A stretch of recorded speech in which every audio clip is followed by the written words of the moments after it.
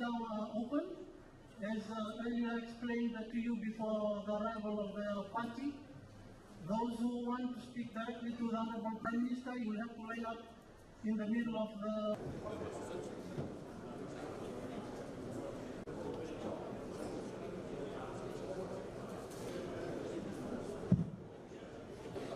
Department of Energy, what is...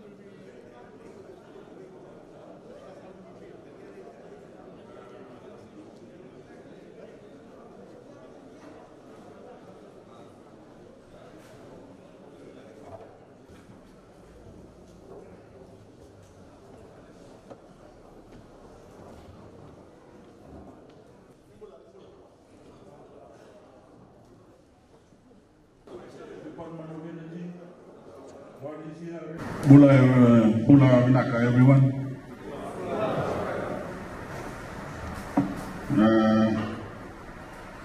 I welcome Turang Tuitapo to this morning's consultation. I understand there's flooding on some of the part of the road, and there are a couple of buses that will be arriving late. But I also have a consultation this afternoon in Rakiraki. But I will try and stay as long as possible to answer any of the queries that you have. But this morning, as you have seen, we have the rest of the government delegation here with us, especially the TLTP staff and FSC, but also amongst you, members of the government officials who can answer your questions and issues that you may have with regards to the running of government and day-to-day livelihood. But I've come here today to talk face-to-face, especially with our cane farmers and with our landowners, to discuss how we can work together to find new ways to help build our growing economy. As I have made this statement a couple of times, make no mistake, our game plan for our sugar industry is about keeping our cane industry at the heart of our economic growth. And our work with our Itoke landowners is about giving you the tools you need to develop your land and get the most out of your land resources, so that all of you, our farmers and our landowners, can have the assurance and stability you need to do well by yourselves and your families. I'd like to speak with all of you about a number of issues that affect our cane farmers and our landowners. I do so as your Prime Minister, and I do so because I'm driven to make life better for my fellow Fijians. Ordinary people like yourselves who deserve to know that when you work hard, that work will be rewarded and that you and your families will benefit. My commitment extends beyond any one industry. It drives my government's entire agenda to give all of our people an equal shot at doing well in our growing economy. It extends to the protections that we put in place to give every Fijian equal status and equal protection under the law, and the chance to give their children access to even greater opportunities. To improve the lives of every Fijian, my government is spending a great amount of money on roads, on water, on electricity and other services. I know some of you may still have not have access to electricity or pipe water, and we're working at that, but many of you now enjoy these services for the first time. And my government will continue its program of extending them to as many people as possible across the country. We have also provided a lot of money for education, as you know, free schooling, free textbooks, and subsidized transportation to school. We've massively expanded access to scholarships and bursary loans to enable many of our young people, your children and grandchildren, to gain access to higher learning. Those scholarships are being granted on the basis of merit and merit alone, so that any child, including the children of any farmer anywhere in Fiji, can earn good marks and go on to university and earn qualifications to get better jobs, start their own businesses, and participate in our wider economy. I'd like to first speak directly to our cane farmers here today. And I'd like to begin by recognizing all of you for the work you put in every day to build this industry. As I have said in the last couple of days, and I've said in the past, that you are among the hardest working people in Fiji. And my government supports you and stands with you now and always. When it comes to the sugar industry, there was no question that it was in steady decline until my government intervened to put it on a better footing. As I've also stated, for example, the amount of cane needed to produce sugar has been drastically reduced by making the process more efficient.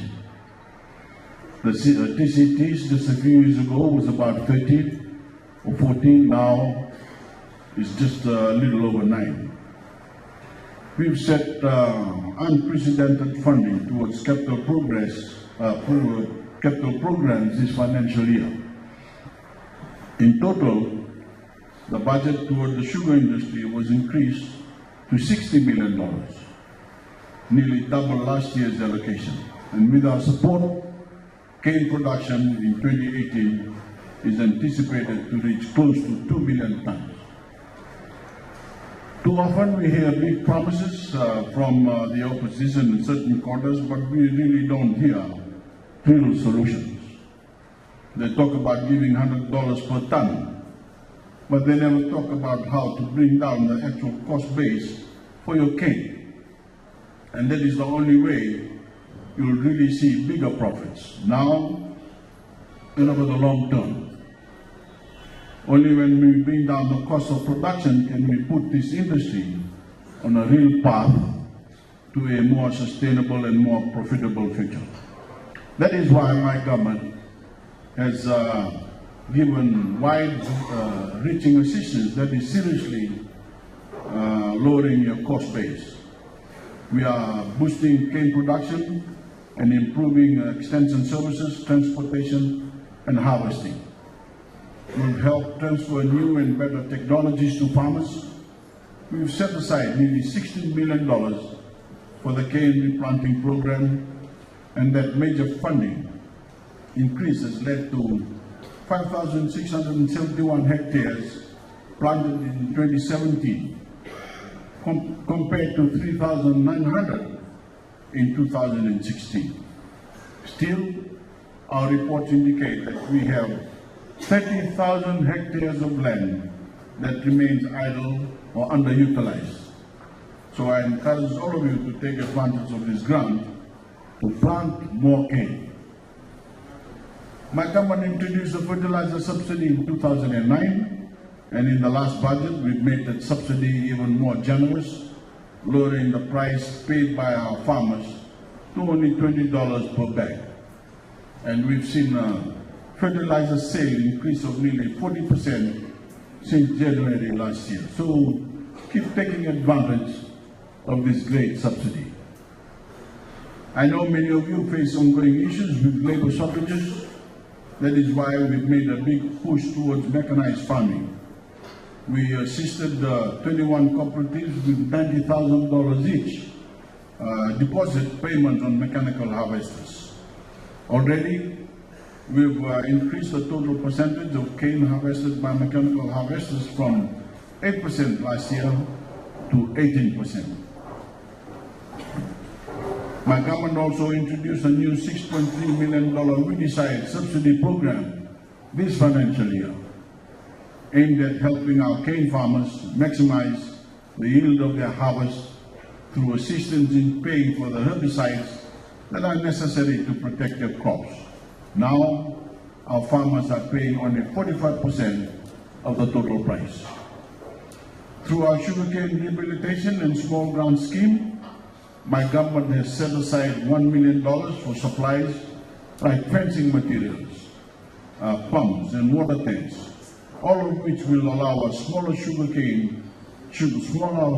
farms to keep pace in a rapidly changing industry. My government is also continuing to pay the sugar levy to the Sugarcane Growers Council, taking the burden off farmers by covering all of the council's administrative costs. And as we promised, we covered the entire cost for all cane that was transferred from the Penang mill area to the Rarawai mill. So no farmer was unable to supply their cane, despite some very bold and very false claims from the opposition and certain quarters. We've made the ministry more responsive to farmers' complaints and concerns through the establishment of toll-free lines, and the FAC can be reached at mobile number 0800 666 1972. 666 is not the number of the devil, as you know. It's a number that starts off with all mobile numbers in Lautoka. Friends, as you know, I'm also chair of the TLTB, and as many of you know, I've directed the TLTB and also the Lands Department to ensure that for all leases that are expiring, the lessee must be told 5 years in advance whether the lease is to be extended or not renewed. No longer will you be in danger of finding out just before the lease expires that you have to leave. That gives you certainty and enables you to make proper plans to find somewhere else to live. It is about giving leaseholders security and peace of mind to enable them to properly manage their affairs and their lives. As you know, we are now in election year, but you also know my commitment to each of you does not depend on what's on political agenda or political calendar. I've always been right here at the grassroots level with you, our cane farmers, hearing you out, updating you on what's happening and about where the industry is headed. My commitment is unwavering and it does not depend on anything. It is my own personal commitment to you, your families, and our beloved Fiji. Unfortunately, we can all expect that in the lead up to the elections, my opponent will come up with the same doomsday predictions for this industry and the same false promises. They don't have belief in the potential or in this industry. They don't have real plans and they don't have real interest in your well-being. For them, it's all about politics. It's all about how you can help them and never the other way around. Remember, securing a future for this industry isn't about smiles and sitting around a growth bowl spinning fantasies. It is about leadership, strong leadership, and strong directions. It is about having a strategic vision and plan for this industry. It is about being honest, telling the situation as it is, and being clear about what is necessary moving forward. I've always been honest, and I always will be. I'll always be here for you, and I always will be. And I've always had a plan for this industry, and we are steadily realizing my government's vision. I'd also like to take time to speak directly to our landowners. My government is dedicated to not only preserving and protecting native Itaukei land, as we have enshrined in our constitution, but also to promoting new ways for it to become a stream of income for you, your children, your grandchildren to rightfully enjoy. And we are making good on our promises. More Itaukei lands are steadily being reverted back to Itaukei land-owning units. More land is being freed up for farming and development, and in effect, more money is in the pockets of tens of thousands of Fijian farmers and landowners. Government continues to support the Cebu initiative. You will have heard that I had this mentioned in the last couple of days, which was set up specifically in 2010 by my government to assist farmers in the renewal of the agricultural leases, while at the same time providing incentives to landowners to give their unutilized land for leasing. Cebu has turned out to be a win-win situation and a win-win relationship for not only our farmers and landowners, but also the Fijian economy. Just this week, government released a Cebu payment of $3.72 million to the Itaukei Land Trust Board to be distributed, and I understand it's already been distributed to a total of 1,479 land-owning units and 138,899 individual members' bank accounts at the Husa, Matangali, and Tokotoka level who have given their consent to renew agricultural leases under the Cebu initiative. This most recent payout adds to an impressive total. Since 2010, government has paid out more than $50 million under this initiative, and the impact is clear. The renewal rate of agricultural leases has increased from 40% just 7 years ago to over 80% as of December 2017. So it's working. I'm also pleased to note TLTB's recent progress in facilitating the return of Schedule A and Schedule B land to the Itaukei landowners who need them. After proper due diligence, this initiative has now been fast-tracked and is nearing completion. TLTB has already allotted a full 95% of Schedule A lands and 87% of Schedule B lands to their land-owning units. We are here to help determine how to best help our landowners make the most of their land. But the only way we can do so is through an open and facilitative dialogue.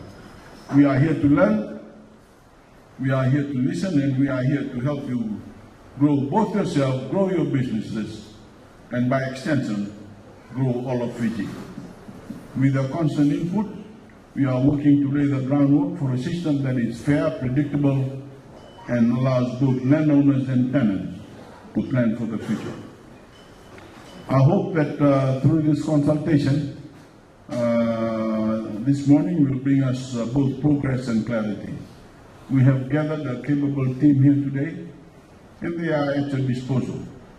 Please take advantage of this valuable opportunity. We have government officials, TLTB and FSA officials lined up on that side of the room, so please do not hesitate to make use of their services. Thank you. God bless you all. Naka.